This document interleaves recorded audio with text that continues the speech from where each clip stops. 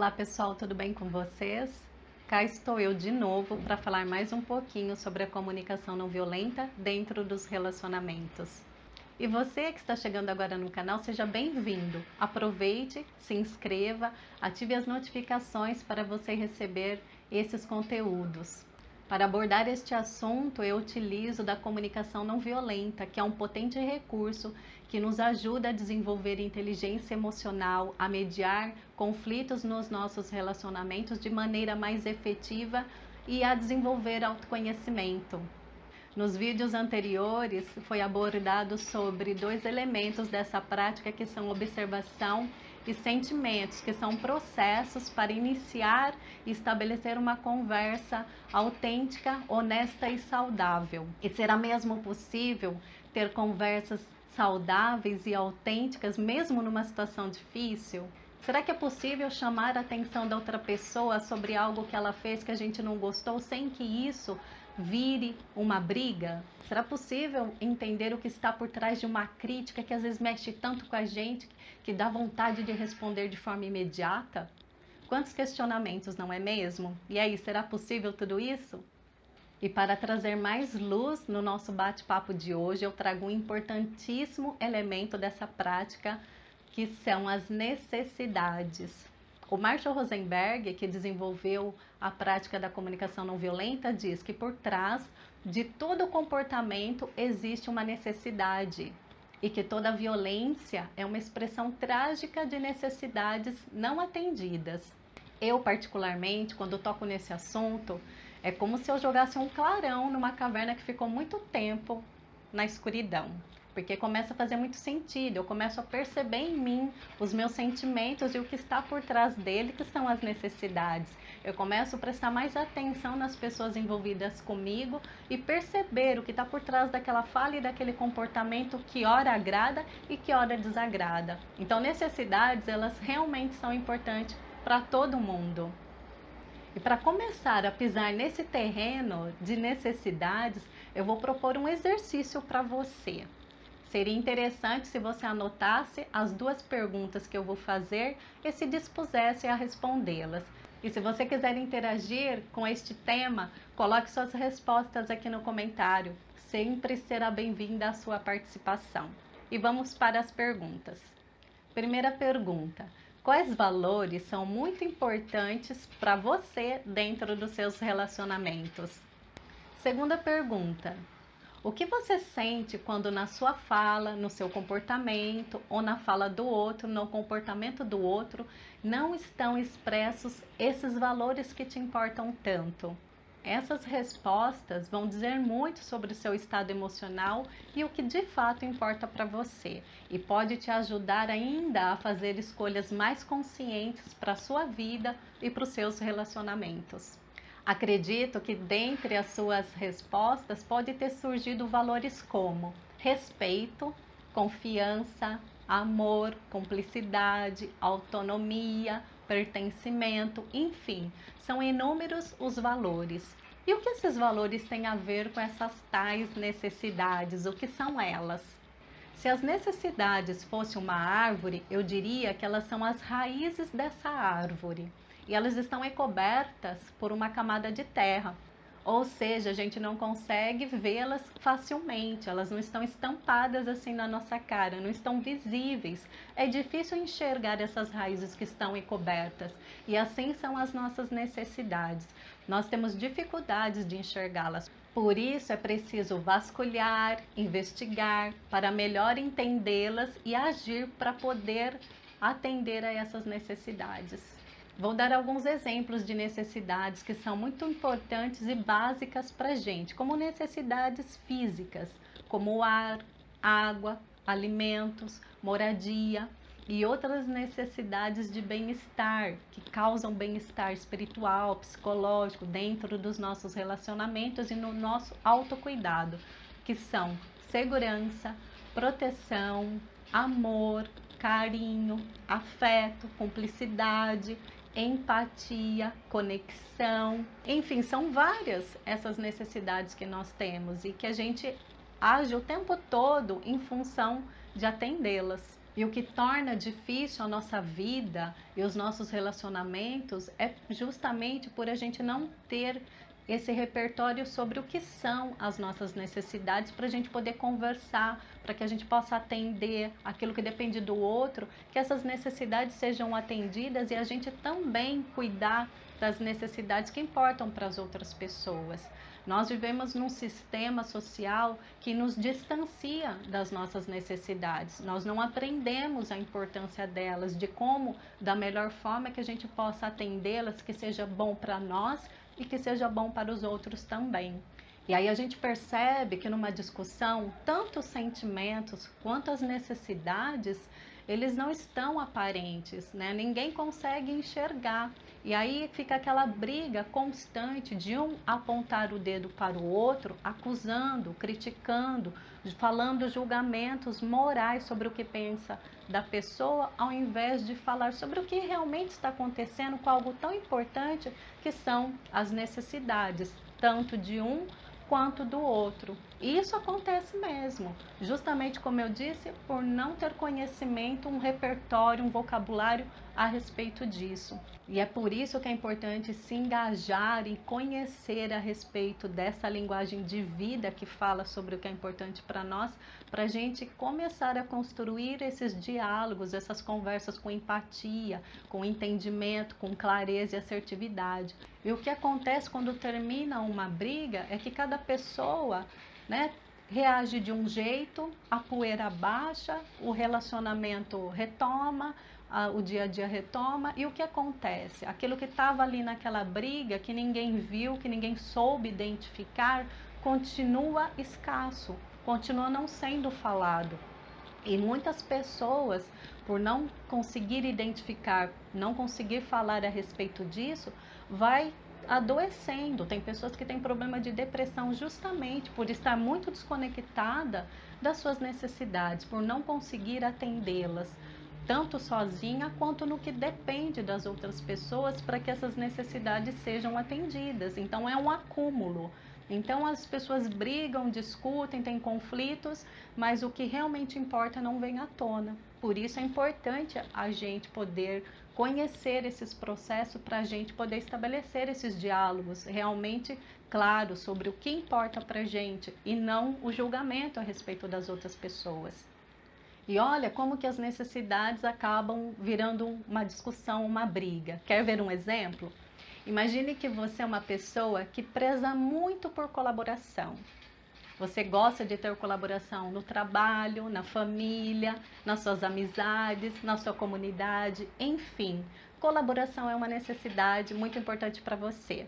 E um dia você resolve fazer aquela faxina na sua casa e convida as pessoas que moram com você para te ajudar. E elas se dispõem a colaborar com você. E quando isso acontece, se você observar, vai manifestar sentimentos em você que podem ser sentir-se alegre, sentir-se feliz, sentir-se grata, sentir-se aliviada. E esses sentimentos agradáveis vão tomar conta de você justamente por algo que é tão importante para você, que é a colaboração, ter sido atendida pela atitude e comportamento dessas pessoas. Agora imagine o contrário. Eles não colaboram com você e você faz tudo sozinha. E que sentimentos é que vão manifestar? Você pode sentir-se brava, sentir-se irritada, sentir-se frustrada, enfim, vários sentimentos podem te acometer.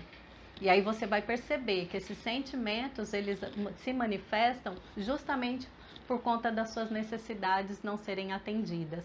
E aí quando a gente fala de briga, que a gente briga por causa de necessidades, com esse exemplo a gente começa a perceber o que é que está por trás daquele sentimento desconfortável. É uma necessidade não atendida. E a gente começa a perceber a ligação entre os nossos sentimentos e as nossas necessidades. E o quanto que eles são valorosos para a gente, porque eles sinalizam o que está acontecendo com as nossas necessidades. Por isso é tão importante não varrer os sentimentos para baixo do tapete, não negligenciá-los, não desvalorizá-los, não fazer de conta que não está acontecendo nada, porque é esse presente que sabiamente a vida nos dá, que sinaliza o que está acontecendo com as nossas necessidades. E é sobre isso que a gente precisa falar quando estar discutindo, quando estar brigando, quando recebe aquela crítica. O que está por trás daquela crítica? São necessidades. O Marshall diz que uma mensagem difícil é uma oportunidade de enriquecer a vida de alguém. Como assim? Uma mensagem difícil pode enriquecer a vida de alguém? Se você receber uma mensagem que alguém diz, você é a pessoa mais egoísta que eu conheço, como que essa mensagem que te rotula de egoísta pode enriquecer a vida de alguém? Porque geralmente quando as pessoas recebem uma mensagem com crítica, com julgamentos, com acusações, apontando, né, o dedo assim, o que as pessoas costumam fazer? Responder de imediato, assim, num rompante, num impulso, no mesmo nível ou ainda pior, como as pessoas dizem, não é mesmo? Então, quando a gente está treinada numa linguagem compassiva, que gera empatia e conexões com as pessoas, e a gente faz essa escolha de querer entender para poder compreender e não de imediato responder, a gente começa a gerar esse espaço de acolhimento do outro, né? Do que está por trás dessa mensagem tão difícil que estimulou tantos sentimentos desagradáveis dentro da gente. A gente pega aquele julgamento que se apoderou da gente, que a gente pensa sobre o outro, coloca ele de lado, se conecta com os nossos sentimentos e volta o olhar para o outro. E começa a pensar, investigar o que está por trás dessa fala egoísta que ela me rotulou. E aí você pode fazer essa investigação, vasculhar o que está por trás disso e traduzir essa mensagem, pensando o que será que é tão importante para essa pessoa que ela não consegue falar de outra maneira a não ser me rotulando de egoísta, me julgando de egoísta. E que necessidade que está escassa no nosso relacionamento que ela não encontra outra forma a não ser me julgar de egoísta. Essa disposição de querer entender para poder conversar, abrir esse espaço de diálogo, olhando para o outro, o que é que importa, deixa eu ver o que está incomodando essa pessoa, já é um grande passo para estabelecer essas conversas saudáveis, essas conversas honestas, e assim as pessoas podem fazer com a gente também. Nos vídeos anteriores eu trouxe um exemplo de uma fala cheia de críticas, cheia de julgamentos e foi construindo ela numa fala compassiva que gera conexão e abertura para um diálogo. A fala cheia de críticas era sobre um cara que tinha um amigo que chegava atrasado no trabalho e ele todo incomodado, pé da vida com essa situação, porque com certeza alguma coisa era importante para ele ali, mas totalmente desconecto dos seus sentimentos, dos seus processos internos, ele já vai parte logo para o julgamento e fala para o cara: cara, você é um folgado, chega todo dia atrasado, que irresponsável e sem noção você é, me deixou sozinho na reunião com os gerentes, quanta irresponsabilidade. Agora, quando a pessoa está treinada nessa fala compassiva, com empatia, que ela se afasta dos julgamentos morais sobre o que ela pensa a respeito do outro e reúne esses elementos que fortalece e cria aproximação e não distanciamento, como que ela falaria para esse cara sobre esse incômodo que ela está tendo? Cara, percebi que essa semana você chegou 2 dias atrasado. Eu fiquei com medo, pois num dia desses que você se atrasou, tive reunião com a gerência e eu ficava pensando, e se esses caras me perguntam alguma coisa sobre o nosso projeto e eu não sei responder? Quanta angústia eu senti e medo naquele momento. Puxa, a sua presença fez muita falta naquela hora. Aí eu te faço uma pergunta, se fosse você, o amigo que chega atrasado, com qual fala você gostaria de se conectar? Com aquela que te julga de responsável, de folgado, ou essa que a pessoa faz uma observação, fala o que ela está sentindo, o quanto a sua presença fez falta para ela naquele momento? E aí a gente percebe o quanta coragem a gente precisa para se vulnerabilizar, para falar sobre os nossos sentimentos dentro daquela situação e o quanto que aquele comportamento da outra pessoa atendeu ou não às nossas necessidades. E nessa última fala foi isso que ele mostrou. Falou, observou que aquela pessoa não faltava todo dia, foram apenas 2 dias e que num desses dias ele tinha uma reunião E ele estava preocupado. Vai que alguém pergunta sobre o projeto que os dois estão desenvolvendo. Ele sentiu falta daquela pessoa, sentiu falta da presença daquela pessoa, da companhia daquela pessoa, sentiu falta de apoio. Então, essas são as necessidades que estavam envolvidas naquela fala trágica que ele fez no começo. E aí, quando a gente reúne esses elementos, a gente vai percebendo o quanto que a gente vai transformando a nossa linguagem de fala e o quanto que ela não perpetua esse tipo de violência, porque os julgamentos, os rótulos, as críticas, é um tipo de violência chamada violência passiva. E essa violência ela é tão perigosa quanto a violência física, justamente porque quando a gente não fala de sentimentos e necessidades, isso vai se acumulando tanto na nossa vida que a gente às vezes acaba fazendo mal para a gente e também acaba fazendo mal para as outras pessoas, gerando as doenças emocionais, os relacionamentos tóxicos. Então é importante a gente ampliar, se familiarizar com os nossos sentimentos, as nossas necessidades, para a gente conseguir estabelecer esses relacionamentos que a gente tanto quer que sejam mais empáticos, que a gente seja reconhecida, valorizado, que a gente tenha espaço de diálogo, que a gente se sente pertencente àquele relacionamento, que naquela família a gente se sinta incluído, que a gente sente que a nossa fala é importante. Isso são as nossas necessidades, que muitas vezes estão escassas e são por conta delas que a gente briga, que a gente acaba entrando em vários conflitos. Briga sempre vai ter, conflito sempre vai ter, mas a gente pode prevenir, né, situações trágicas falando de uma forma que a gente possa se conectar, ao invés de ficar acusando e apontando o dedo para as pessoas. A gente aponta o dedo para o que a gente sente e para o que é importante para a gente. Se você pensa que acabou, ainda tem mais. Uma coisa é a gente se conectar com os nossos sentimentos, com as nossas necessidades, e outra coisa é quando a gente precisa das outras pessoas para que essas necessidades sejam atendidas e a gente precisa conversar com elas a respeito disso, precisa pedir para elas. E como é que a gente pede? Como é que linguagem a gente usa para que a gente seja atendido no que é importante para a gente? Esse é um outro desafio que eu vou deixar para o próximo vídeo. Se esse assunto fez sentido e trouxe mais clareza para você dos seus processos internos e do processo dos outros envolvidos com você em seus relacionamentos, dê aquele famoso joinha, compartilhe com seus amigos. Se ainda não é inscrita, se inscreva, ative as notificações para continuar recebendo conteúdo sobre a transformação da comunicação por meio da CNV. Se você quer saber mais sobre esse assunto, sobre cursos, workshops, mande um e-mail. Na descrição do vídeo eu deixo o meu contato. Então pode mandar um e-mail e a gente vai trocando ideias a respeito, esclarecendo mais sobre esse assunto. E se você quiser sugerir algum tema relacionado à comunicação não violenta dentro dos relacionamentos, deixa aqui nos comentários ou pode mandar até por e-mail.